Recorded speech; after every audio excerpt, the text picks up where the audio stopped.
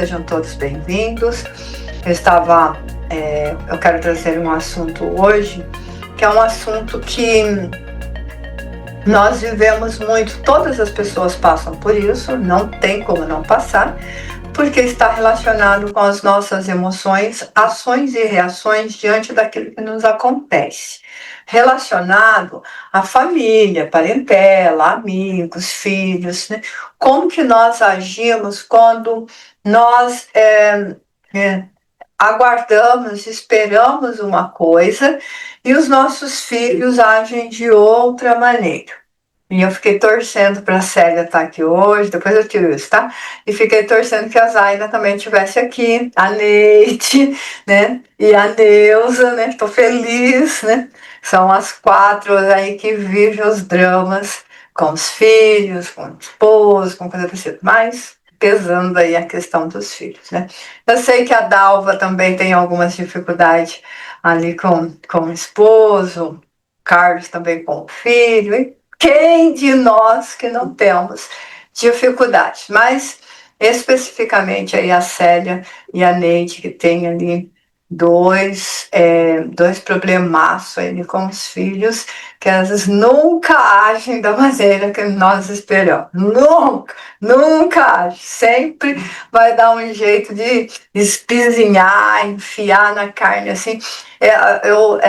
A gente pode até brincar que diz fazer assim, abre o nosso coração, corta em pedacinho, bota sal, pimenta, saboreia cru, e depois emenda o que sobrou e devolve, e fica lá tentando, a gente fica lá craquelando aquilo, tentando recuperar-se daquelas emoções.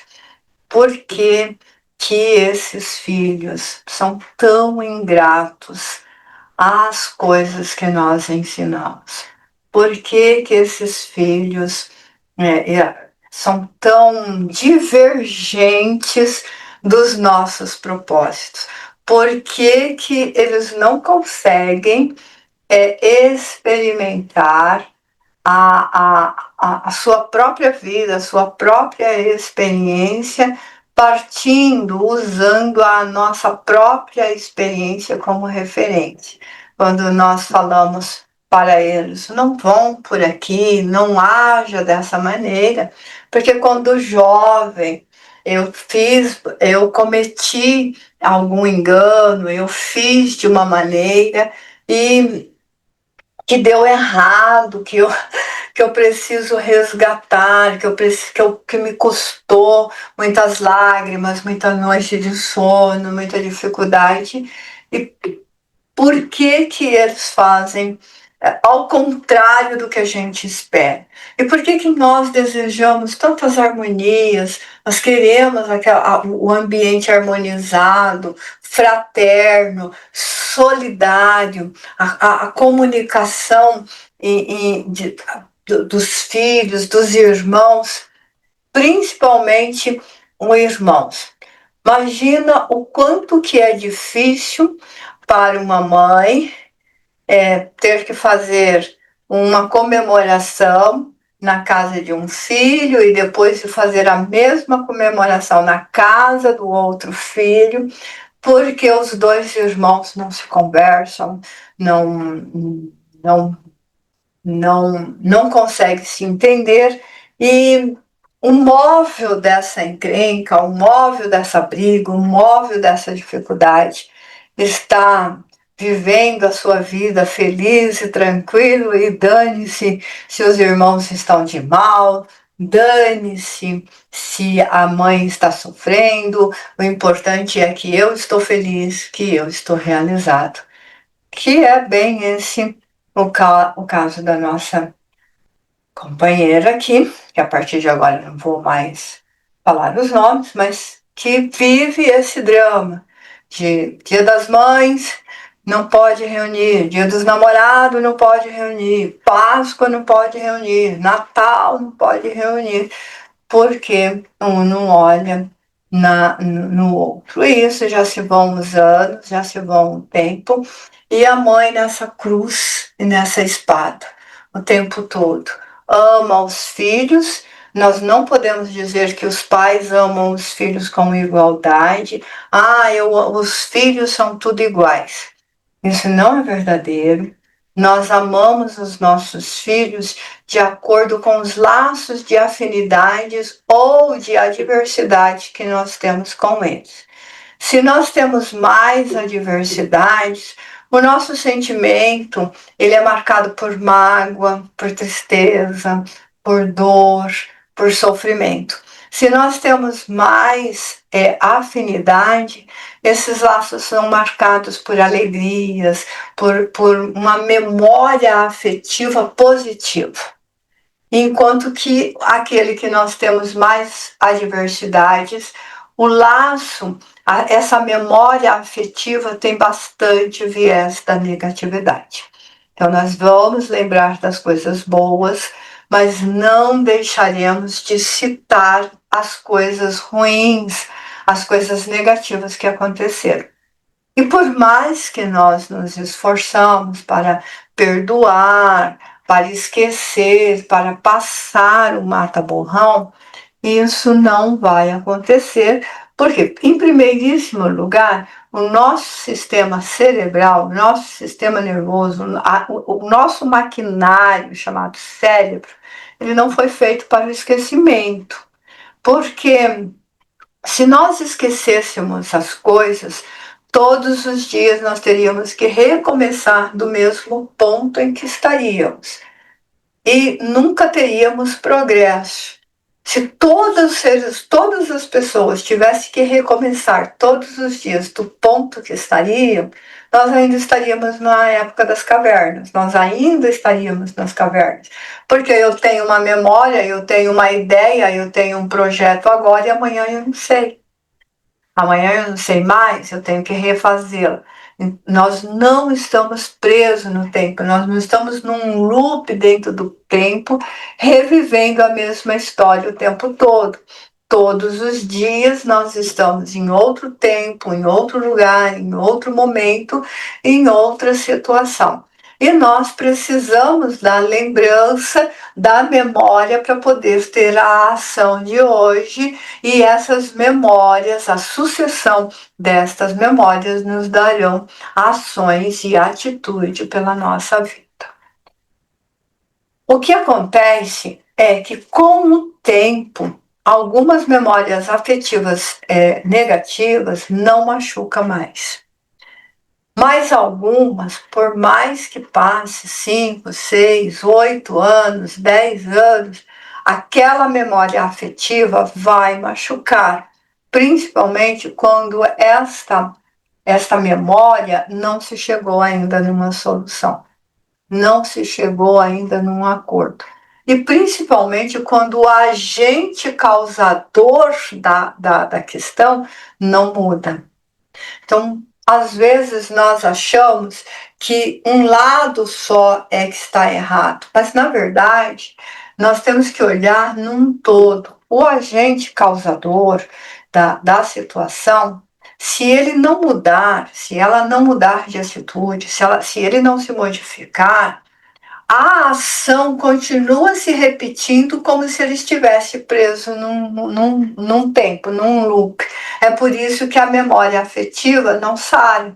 Ela está sempre sangrando. Por quê? Se a pessoa mudasse de atitude, e quando acontece alguma coisa e a pessoa muda de atitude, aí a gente diz assim, nossa, a pessoa mudou de atitude, eu também vou mudar de atitude e vamos relevar isso. Não vai machucar mais. O acontecimento e o fato está lá, mas não vai mais te machucar, porque você faz um esforço de mudar e a pessoa faz um esforço de mudar.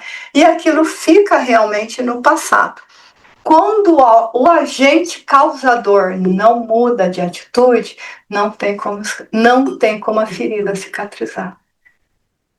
Porque mais dias, menos dias, a pessoa machuca no mesmo lugar. Ela corta no mesmo lugar. Por isso que a gente fala milindre, corte na carne, porque ela corta no mesmo lugar. E aí a gente diz assim, nossa, agora que estava cicatrizando, Agora que eu estava começando a respirar de novo, outra vez, mas meu filho, mãe, você sabe, eu tenho medo, eu não tenho força, eu não sei fazer diferente, eu não sei o que fazer.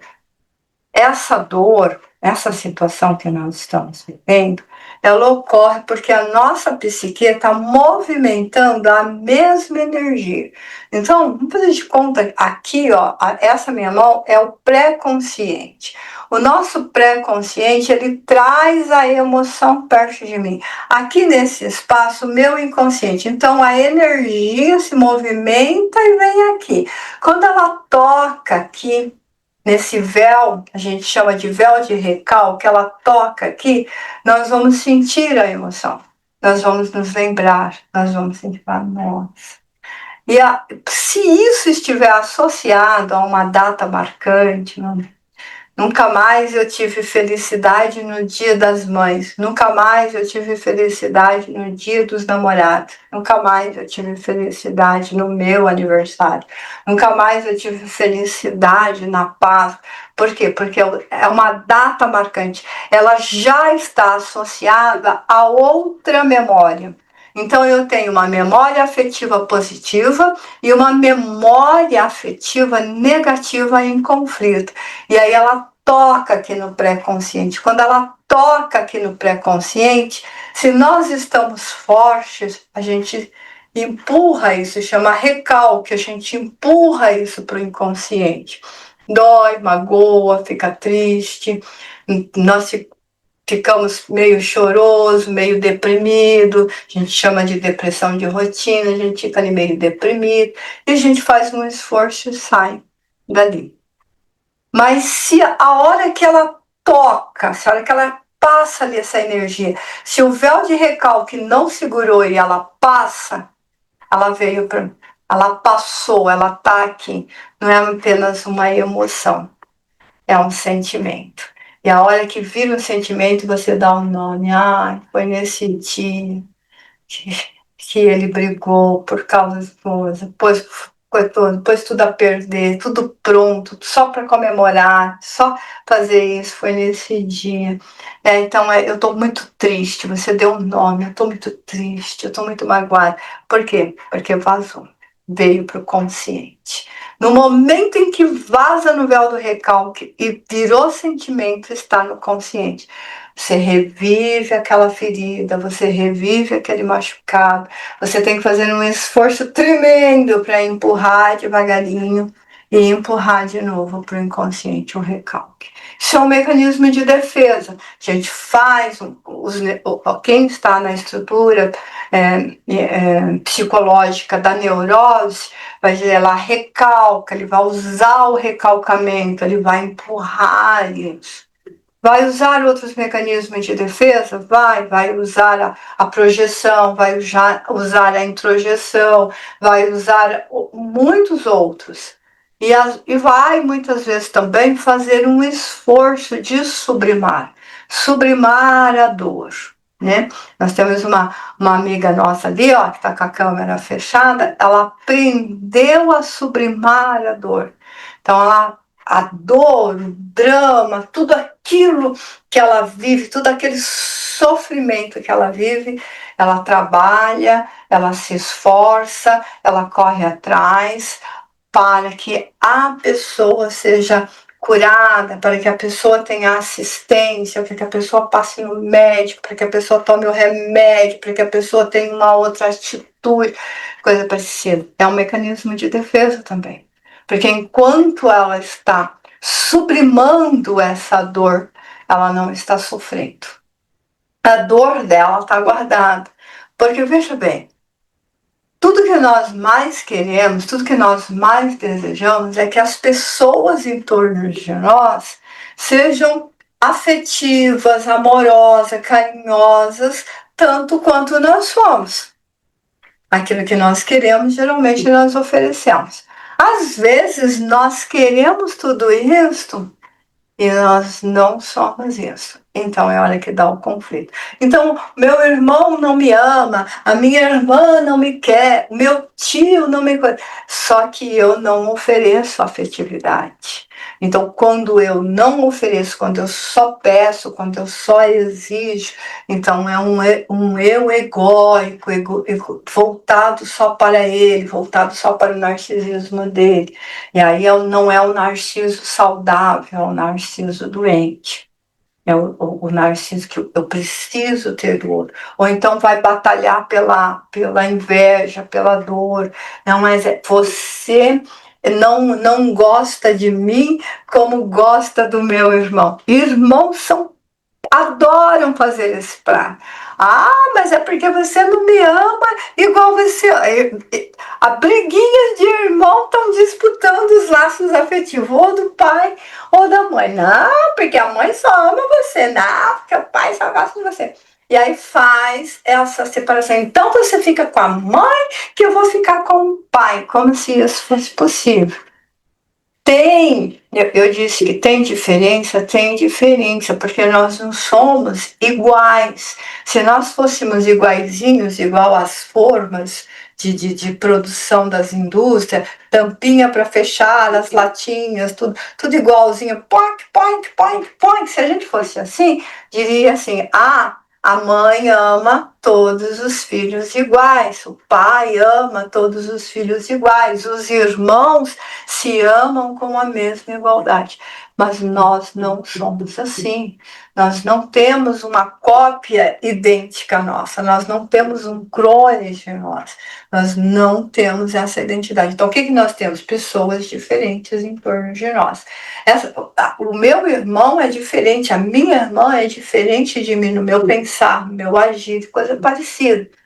Se o pai e a mãe não estiver preparado para entender essas diferenças dos seus filhos, eles vão sofrer mais do que os próprios filhos.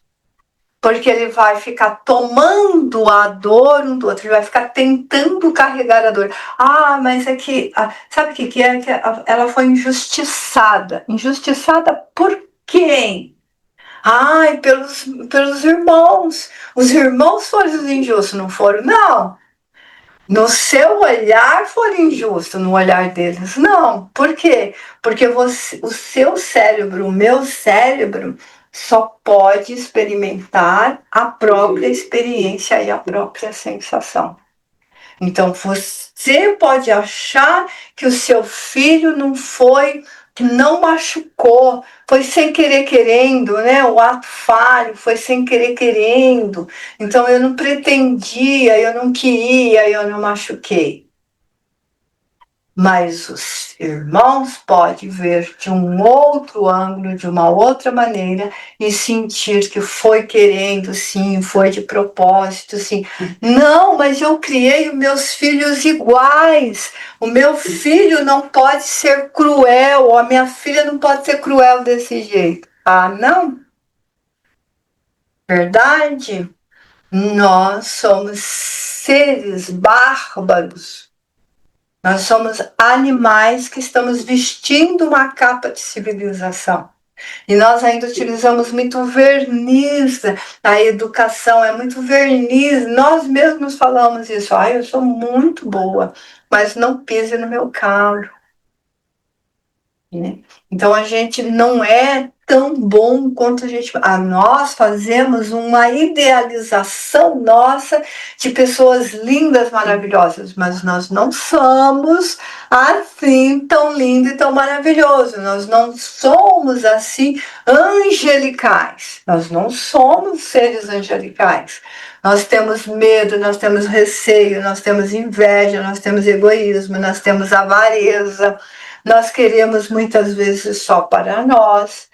E a socialização, a sociedade exige muitas vezes que nós dividamos.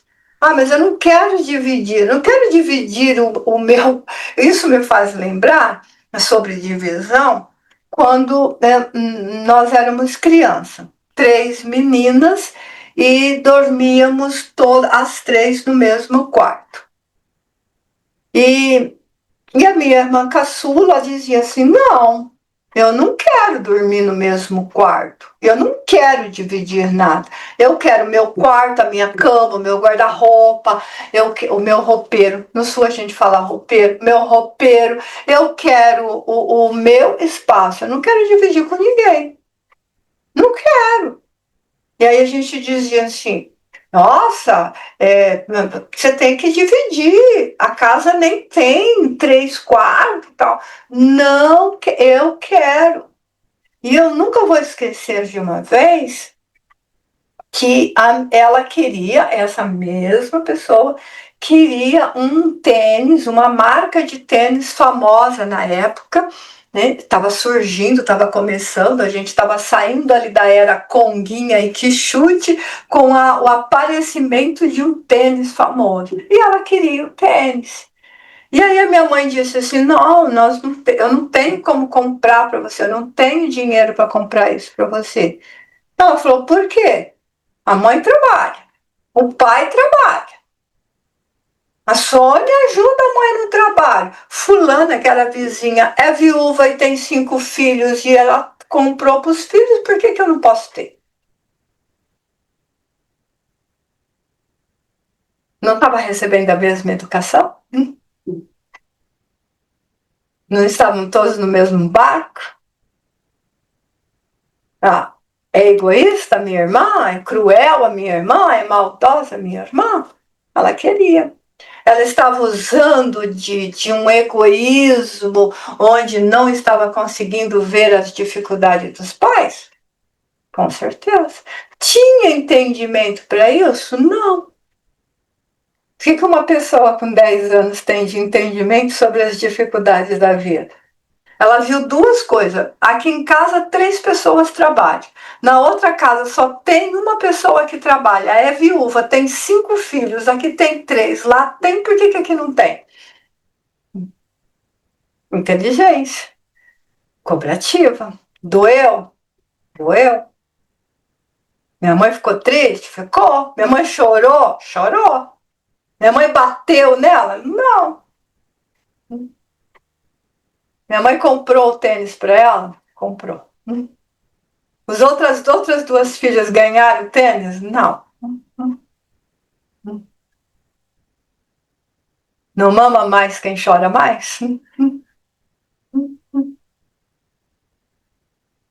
E depois, sabe o que ela disse para nós duas? Vocês duas são muito idiotas. Está compadecendo do pai e da mãe. Não faz mais do que a obrigação. Eu estou dando uma experiência pessoal para que vocês entendam de que o fato de você ser criado na mesma casa, você deu a mesma educação, a mesma cultura, de que vai entender da mesma maneira. Não vai. Vai depender de como cada um vê as suas próprias experiências. E cada um sente. Então, se eu sou uma pessoa que primeiro ela continua do mesmo jeito, primeiro ela, primeiro ela não vai se importar com os sentimentos dos outros. Ela não se importa, e no caso específico que nós estamos tratando aqui, também não se importa. O objeto da situação não se importa se o outro lado vai doer, se o outro lado vai chorar, se o outro lado vai ficar triste, se o outro lado vai se magoar, porque primeiro eu. Primeiro eu. Então tem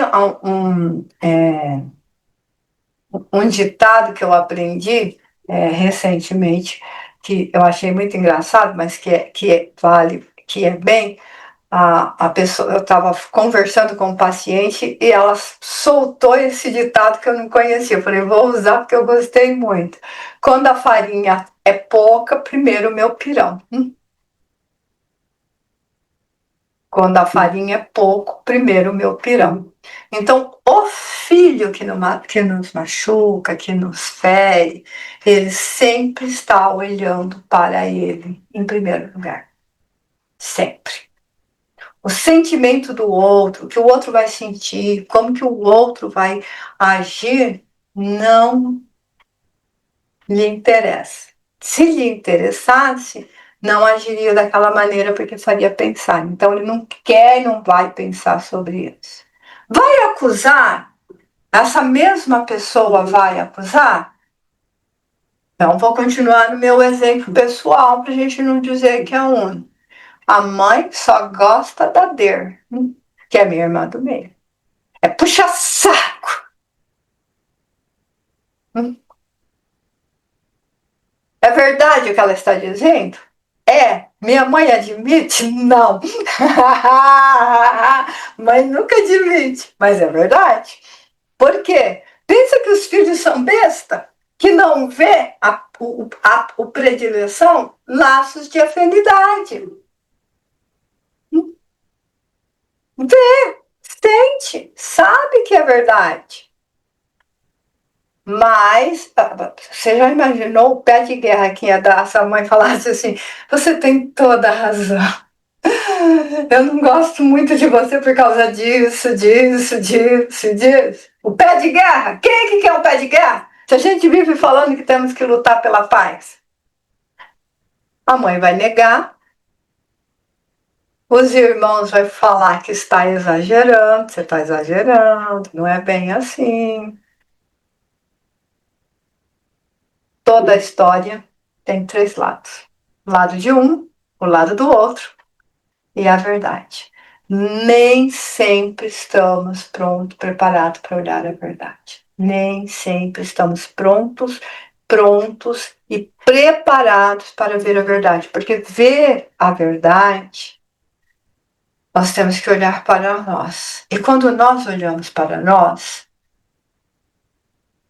temos que admitir, nossa, eu estou recebendo, né? Escutei isso ontem, né? Eu estou recebendo aquilo que eu fiz. Eu estou entendendo a lei de ação e reação. E quando nós somos bem pequenos, na condição de filhos, nós ouvimos dos nossos pais.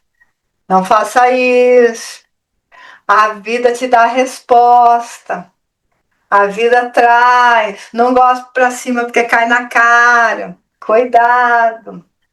Aquilo que você faz, você vai receber. Então, os pais, de uma forma ou de outra, eles nos avisam. Se os filhos vão pôr em prática ou não, é outra história. Por quê? Porque nós estamos a caminho do entendimento e da experiência. Todos os dias, os nossos vão experimentar alguma coisa.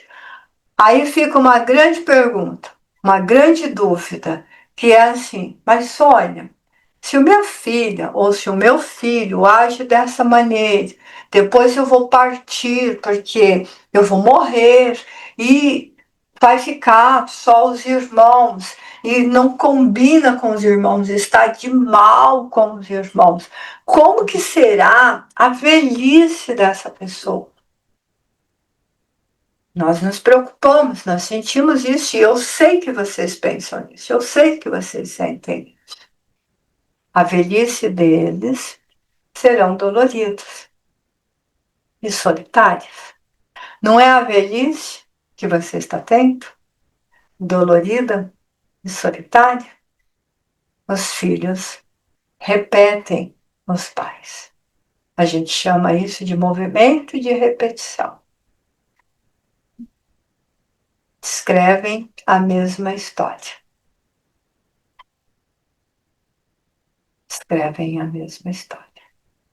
Principalmente quando eles não conseguem acatar a nossa experiência, quando a gente diz assim, olha, eu errei nisso, isso me custou muito caro, eu tive que refazer os passos assim, assim, assim, assim. Não vá para esse caminho, porque você pode ter que fazer igual ou pior, porque os tempos mudam. E eles fazem igualzinho, repete a mesma história. E aí, às vezes, você fica muito aborrecido. Fala, puxa vida, se eu pudesse voltar no tempo, refazer aquilo que eu fiz, se eu pudesse fazer diferente, se eu pudesse ter outra atitude, outro pensamento, outra maneira de agir, se eu pudesse voltar no tempo com a experiência que eu tenho agora, eu reescreveria toda a minha história. Por que é que o meu filho, que a minha filha não conseguem enxergar isso? Porque a história é deles, não é a sua. Porque cada um de nós vive a própria história. A própria história. E quando, no mundo literário, alguém escreve uma história xerox da outra história criada primeiro, é chamada de plágio. E tem que pagar multa. Se nem no mundo literário você pode fazer igual, imagina a vida. Então, não. Os nossos filhos vão tomar as decisões deles diferente das nossas. Ai, como nós gostaríamos que fosse igual a nós. Como que nós gostaríamos que eles não passassem ou não fizessem aquilo que nós fizemos. Como que nós gostaríamos que eles não caíssem tão fundo no abismo de si mesmos. Mas só levanta do poço quem tem consciência que caiu. Só levanta quem tem consciência que caiu. Quem não tem consciência não levanta. Então, não dá para a gente tentar viver a nossa vida e viver a vida dos nossos filhos. Eles não estão sofrendo o que nós estamos sofrendo. Eles não vão sentir o que nós estamos sentindo. As lágrimas deles serão muito diferentes das nossas lágrimas no sentido de experiência, mesmo que a experiência seja a mesma ou semelhante. Então, nós temos que pensar assim, nós temos que agir assim. Eu orientei, eu pedi, eu informei, eu esclareci. Ele tomou a decisão, no momento que tomou a decisão, eu tenho que respeitar. A minha negociação só pode ir enquanto eles não tomaram a decisão. No exato instante em que ele tomou a decisão, só nos resta respeitar a atitude. Mas Sônia vai quebrar a cara, vai sofrer, vai fazer isso, vai fazer aquele outro, aquele outro. A gente faz um rosário de penas. Vocês lembram dessa música? Do rosário de pena, desfiando a cantar, né? E a chorar? Vai. Mas é ele, não você. O que não é justo, o que não é certo, é você ter os seus sofrimentos e tentar ter o sofrimento dele. Imagina a gente livrar os nossos seres amados de todas as experiências amargas para que eles não sofram. O que eles vão aprender?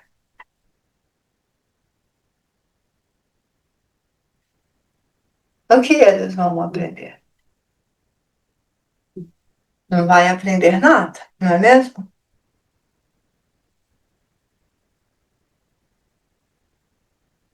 Quando a gente vê a história do passado, a gente vê aquelas pessoas que tinham te conta alguma coisa, a gente pensa assim, nossa, que pessoa corajosa, que herói, que capacidade, né? Quando a gente observa nossos filhos tentando fazer alguma coisa semelhante, por que muda de figura? Vou dar alguns exemplos. Quando Francisco Giovanni Bernardoni decidiu que queria restaurar uma igreja. E o pai era contrário.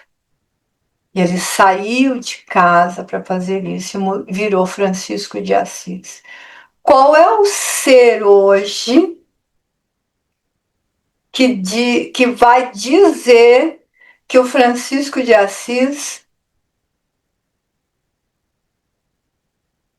era maluco, doido de pedra, louco, que levou sofrimento para o pai, para a mãe?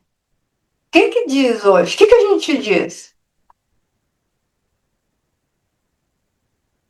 Que herói, né? Que alma evoluída, que ser, que capacidade, né? Que coragem! Arrancou a roupa e saiu nu de casa. Agora nós estamos na posição aqui de pais, vamos nos colocar na posição do pai e da mãe, que não queria aquilo. Esse filho não era um ingrato, não estava causando dor, não causou noites e noites de sofrimento e de angústia, de não dormir, de não saber onde estava, ao relento. O pai era rico e ele foi viver na pobreza.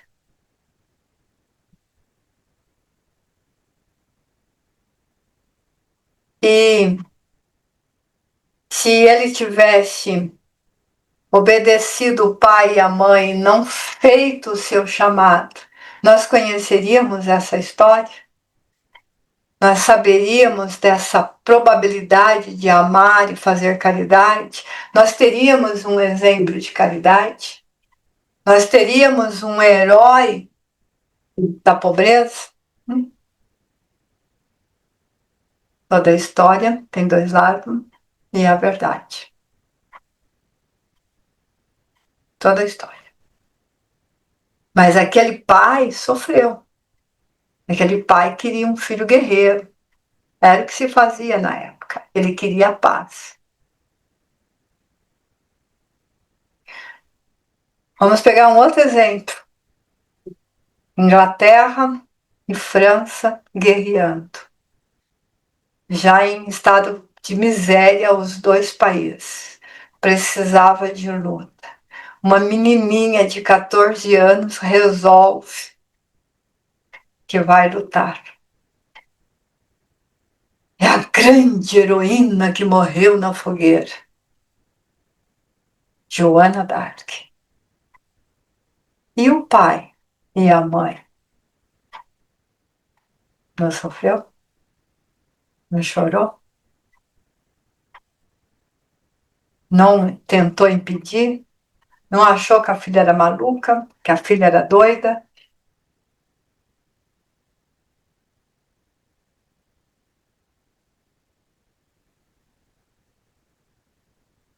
Não sofreu terrivelmente? Ela é heroína hoje. Não no dia que ela morreu queimada. Era só uma mulher que tinha ousado vestir-se de homem e lutado como um homem. E pior ainda, né? Falava que via uns espíritos que lhe inspiravam. Além de violar a lei, ainda era bruxa. Dois exemplos de heroísmo mostrando os dois lados. Um menino de uma personalidade forte, briguenta, depressiva, egoística, brigava e arrumava encrenca. Foi levado ao médico, neurologista. O médico disse para os pais: aconselho-vos a internar esta criança, porque ela pode causar grandes danos. O pai e a mãe achou que o neurologista estava louco. Onde já se viu internar o filho amado?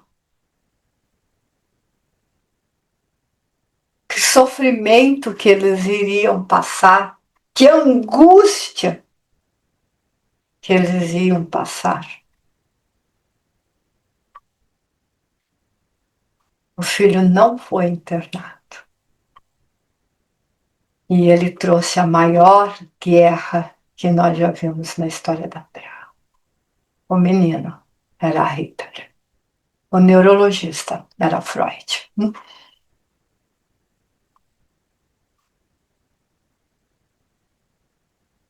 Então nós temos que ver sempre. São escolhas. São escolhas dos pais, são escolhas dos filhos, são escolhas de cada um de nós. Cada um de nós podemos escolher, podemos fazer diferente.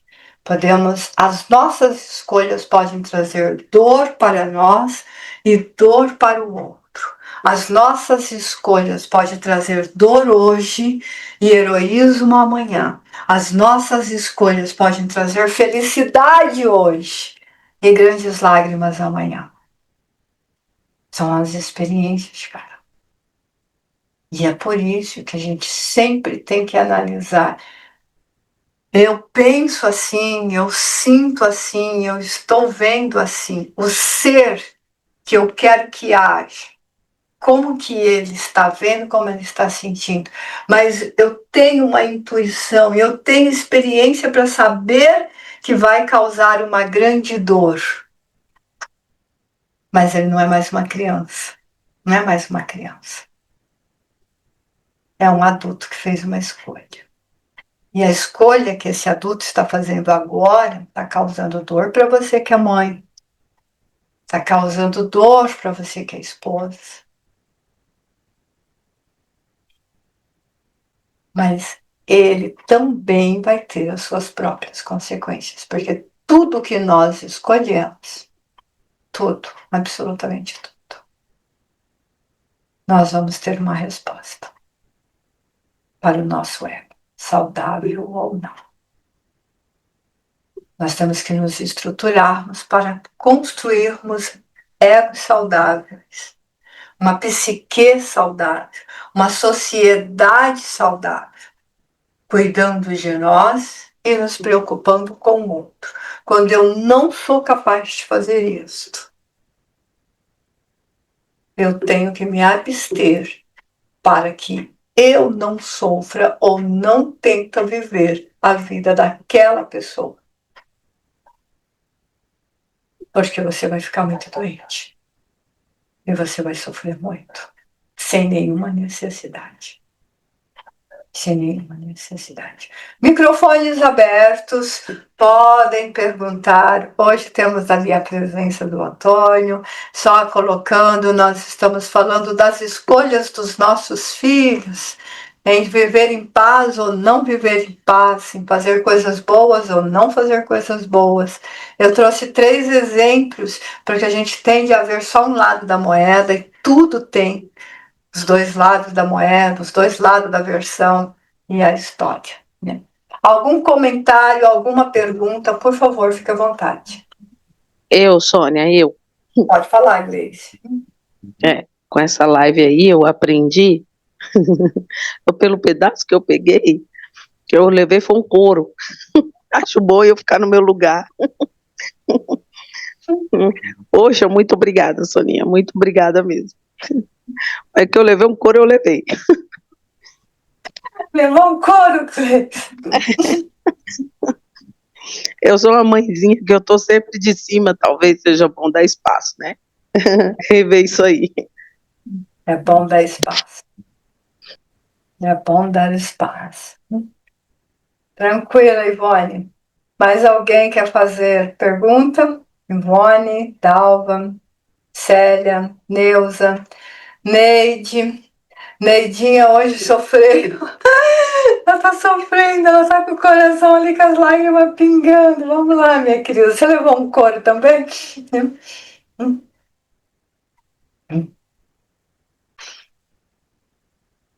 Podem perguntar. Olha como que todo mundo, um de cada vez, gente. Senão eu não vou conseguir entender as perguntas, né? Pode perguntar, Carlos.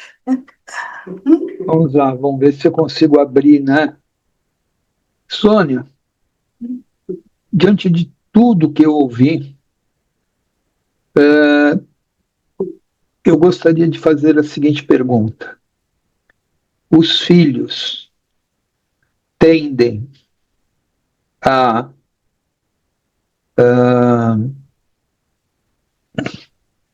repetir o padrão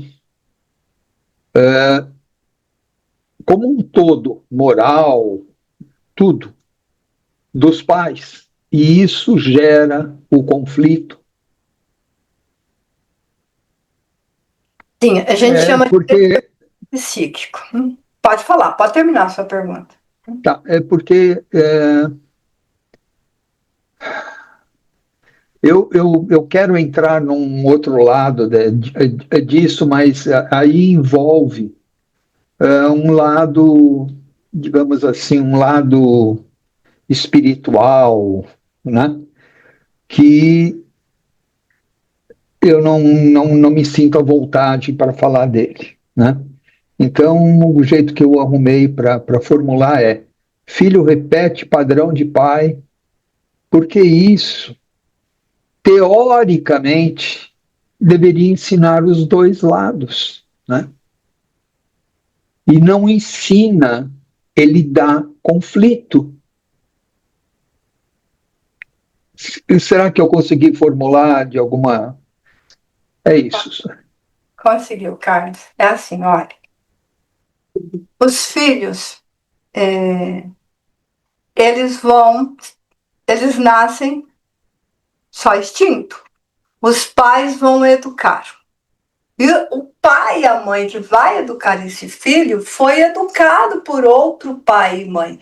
Ele aprendeu uma técnica, ele criou, ele tem uma cultura, uma crença, um entendimento dos seus pais, que é o avô das crianças.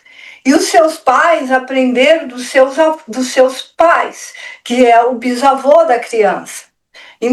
E isso vai subindo. Então, o pai que está cuidando daquela criança que nasceu, ele está ensinando o que ele aprendeu do seu passado, o seu ancestral. Ele está aprendendo com eles. E quando ele está aprendendo ali, ele está repetindo. Então, se o seu pai foi muito severo com você, você vai ser muito severo com seu filho. Se o seu pai foi muito permissivo com você, você vai ser muito permissivo com seu filho. Se o seu pai foi muito rígido, seu pai foi muito violento, se seu pai tem vícios, os pais não todos, pai e a mãe. Se tem vício, alcoolismo, tabaco, alucinógenos, jogos, os filhos vão aprender tudo isso. Porque os filhos aprendem por repetição. Você está gravando, você está contando uma história na mente da criança, na memória da criança, na formação da criança. Então ela pensa assim, vou dar um exemplo bem que a minha filha viveu isso pra caramba na infância dela. Eu quero ser generosa, eu quero ser boa. Meu pai chega em casa, bate, quebra tudo, joga comida, bate em todo mundo, bota todo mundo para dormir para fora de casa. Eu não vou ser boa. Eu quero ser pacífico, mas eu aprendi a violência. Eu vou ensinar os meus filhos na violência que eu aprendi. Eu posso não bater, eu posso não quebrar, eu posso não pôr para dormir fora, mas eu vou falar coisas que vai chicotear tanto quanto eu fui chicoteado. Isso é o padrão. Eu fui inibido, eu fui tolhido, eu não fui ensinado a manifestar meu desejo. Cala a boca! Aqui quem manda sou eu. Quando eu puder, coisa parecida, eu vou educar os meus filhos do mesmo jeito. Com a mesma inibição, com a mesma falta de ambição, com a mesma falta de... Porque as pessoas pensam que ambição é uma coisa ruim. Não pode ser ambicioso. Tem que ter ambição, porque senão você não sai do chão. Você tem que ter um motivo, uma vontade, um desejo, uma pulsão. Mas a pessoa foi ensinada a não se manifestar. Foi educado de que a sua opinião não tem valor. Ou seja, você não tem nenhum valor. Você ensina os seus filhos a ter a mesma característica. E se um filho sai da casinha, que é totalmente o contrário, ele vai ser o rebelde total disso. Ele vai se rebelar completamente. Aí ele vai ser o transtornado, a famosa ovelha negra. Entendeu? A famosa ovelha negra. Então, vai ser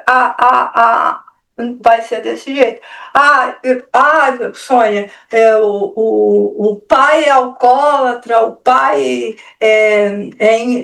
pratica infidelidade sexual sem parar, coisa parecida. Os meus filhos podem repetir o alcoolismo, infidelidade sexual, compulsão para o jogo? Pode. Tanto é que a gente aconselha os filhos de pais alcoólatras, a gente aconselha os filhos a não tomar álcool. Quantas vezes eu falei isso para você, minha filha? Não beba. Você tem no histórico da família, não beba. Você tem no histórico da família, você carrega no sangue, você carrega no sangue. Os irmãos dela, de sangue, não ouviram. São alcoólatras. Ela tem um irmão que morreu na rua, pedindo esmola para beber, pedindo 50 centavos para beber. A pinguinha de todos os dias, porque não ouviu. Você carrega. E se você não tiver força, você não sabe. Então, ser pais não é pôr filho no mundo. Pôr filho no mundo é fácil. Talvez parte de hoje nós vermos alguma coisa como, em vez de ter um filho de verdade, você tem um pet.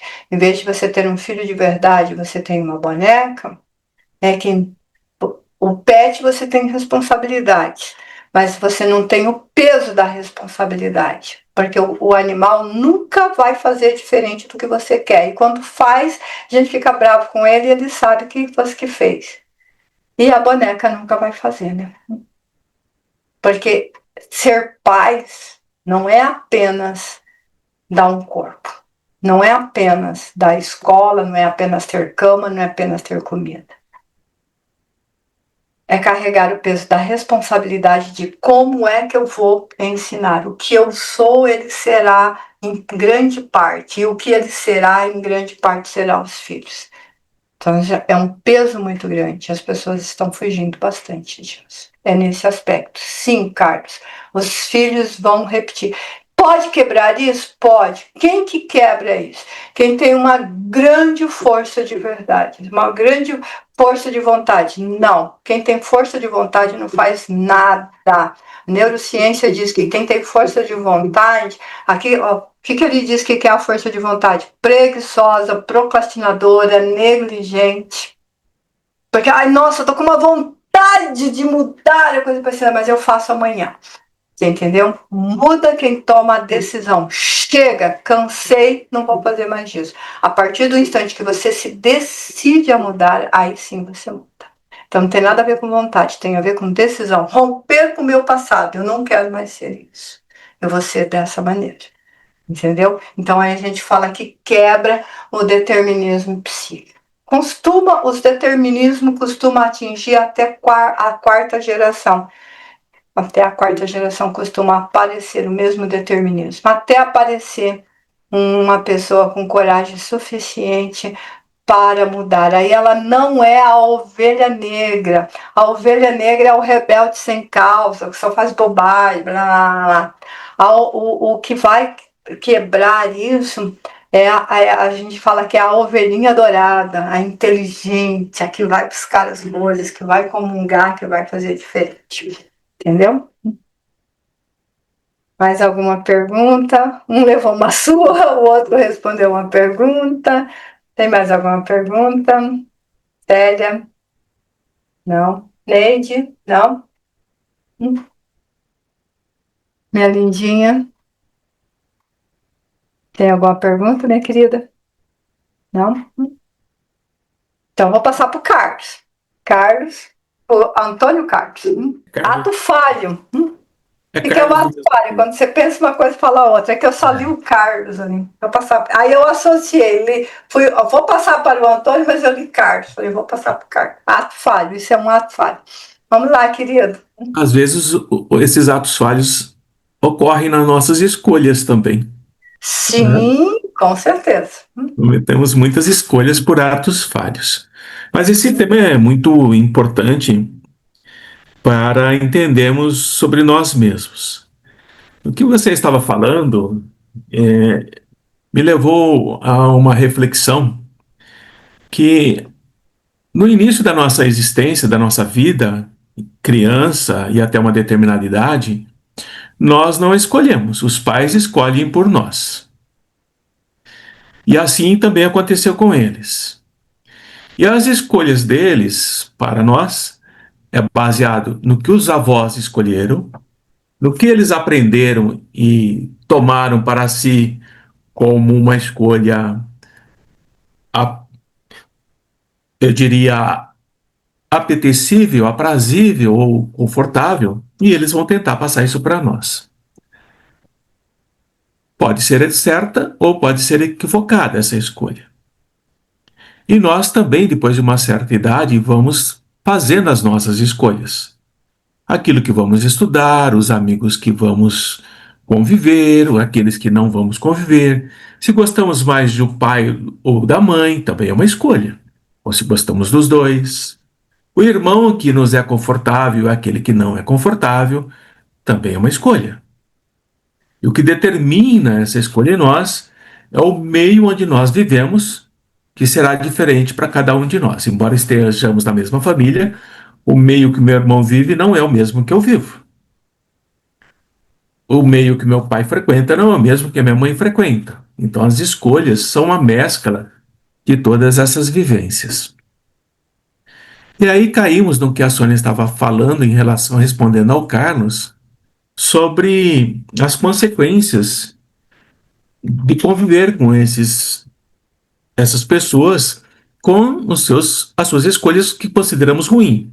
Beber, fumar, usar droga, excesso de sexo, mentira, calúnia, desonestidade e por aí afora. A escolha é nossa também. Eu vou escolher seguir o caminho do meu pai, beber, ser infiel, preguiçoso. Vou escolher o caminho que a minha mãe está me orientando ou não vou escolher nenhum dos dois? E o que determina se eu escolho um, se eu escolho outro, ou se eu escolho algo que não tem nada a ver com eles? Exatamente. A maturidade com que eu vou analisando as coisas, com que eu vou observando o que está ao meu lado. Isso é bom?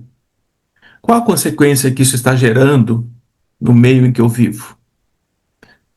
Isso é extremamente negativo? Qual é a consequência que isso gera no meio em que eu vivo?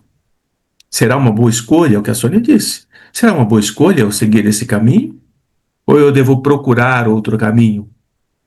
O que meu pai diz, que a minha escolha está equivocada, é baseada no que eu conheço, do que eu vejo, ou é baseado no que ele vive, o que ele viveu e que ele conhece? Portanto, nem sempre o conselho do pai e dos pais são os melhores para nós.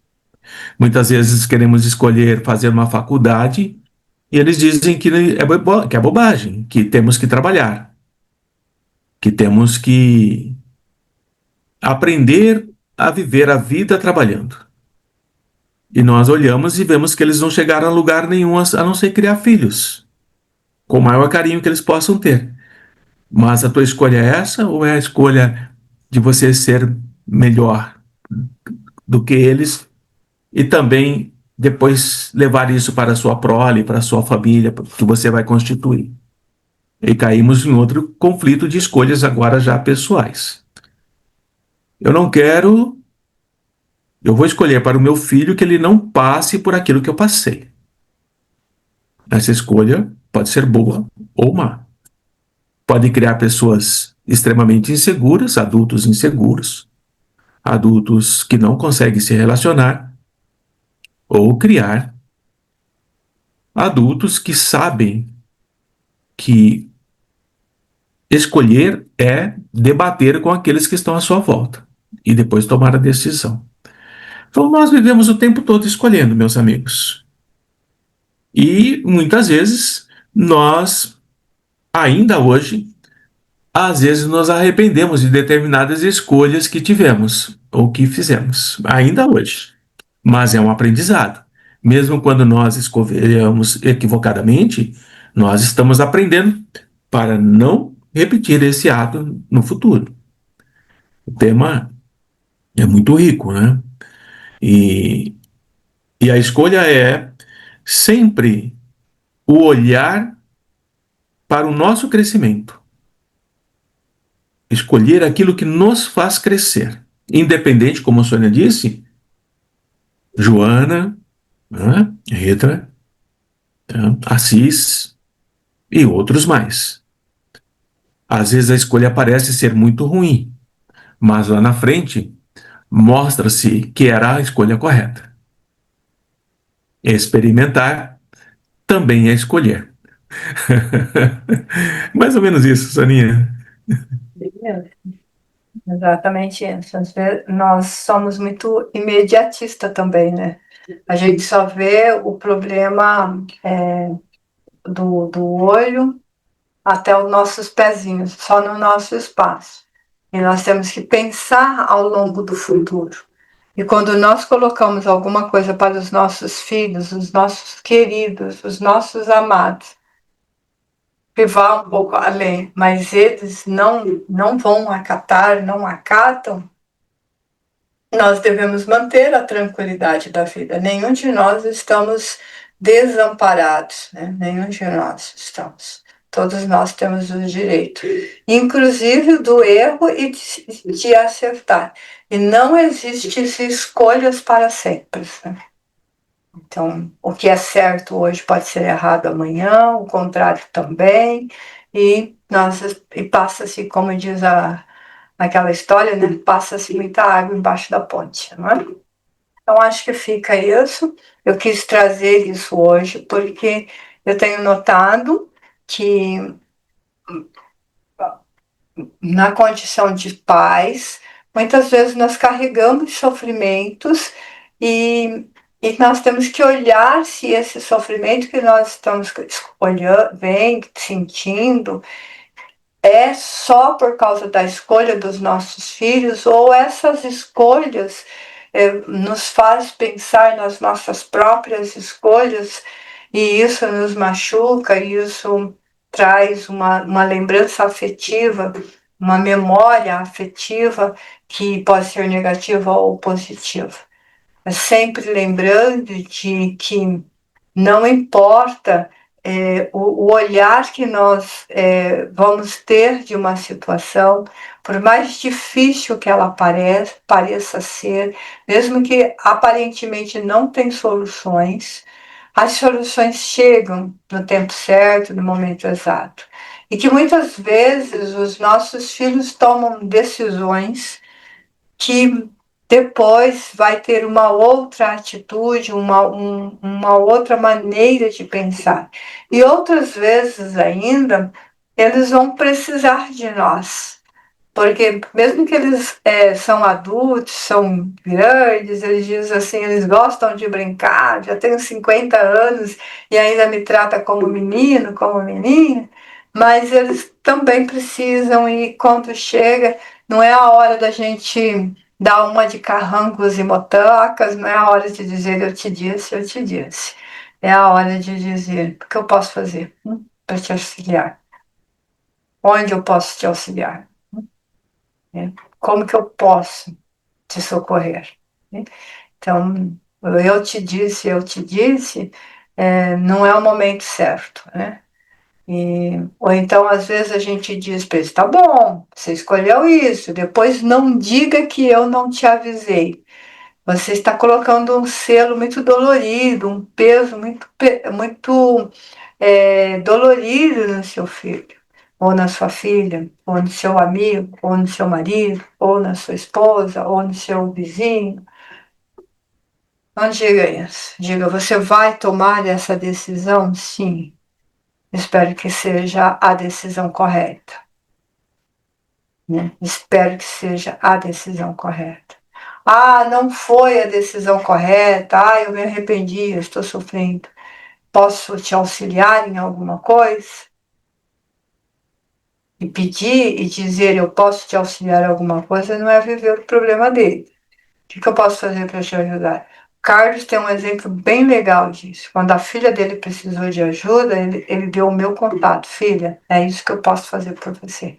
Te indicar a melhor terapeuta que eu conheço. Nada divino. Brincadeiras à parte, foi isso que ele fez. A melhor ajuda. Eu não posso te carregar no colo, mas eu sei quem pode te ajudar a aliviar a sua dor. Então é isso que a gente tem que fazer, né?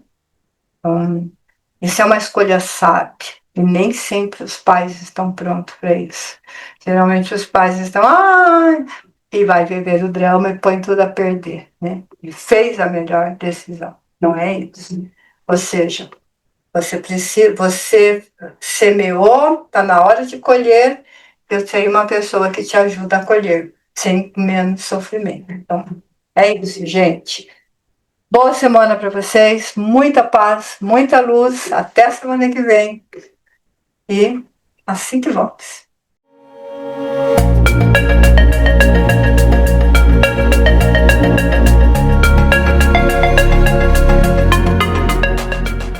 Meu amigo, você conhece o canal Sônia Divine? Não conhece? Então vou te explicar o que é o canal Sônia Divine. Nós falamos das emoções. O que é o id? O que é o ego? O que é o superego? Como isso interfere na sua vida? O que é o inconsciente? Como que aquele amigo chega e interfere na sua vida e você nem percebe? Como você entra na roda dos ratos, gasta, fica endividado e nem sabe? É porque você não conhece o canal Sônia Divine. Você não conhece o Viva a Vida. Porque nós precisamos ter essa leveza de uma pena, o peso de um universo na nossa vida. Tendo consciência do que nós somos, o que nós queremos, para onde nós vamos e de que maneira que nós vamos fazer isso. O canal Sônia Divine é um encontro de amigos. Tem lives semanais, de quinta-feira às 19 horas. Convide os amigos, venha para este programa. Seja diferente, saia da rotina de todo dia, para de ver dancinha, venha aprender, venha se autoconhecer. Você não vai se arrepender. Se inscreve no canal Sônia Divine, ative o sininho, avise os amigos e faça aquela festa, a festa do autoconhecimento. Mude a sua vida, mude a sua rotina, saia do mesmo. Saia daquela situação de que eu não sei o que eu quero fazer, não sei para onde eu vou. Venha para o canal Sônia Divine e você vai se encontrar, isso eu tenho certeza. Venha!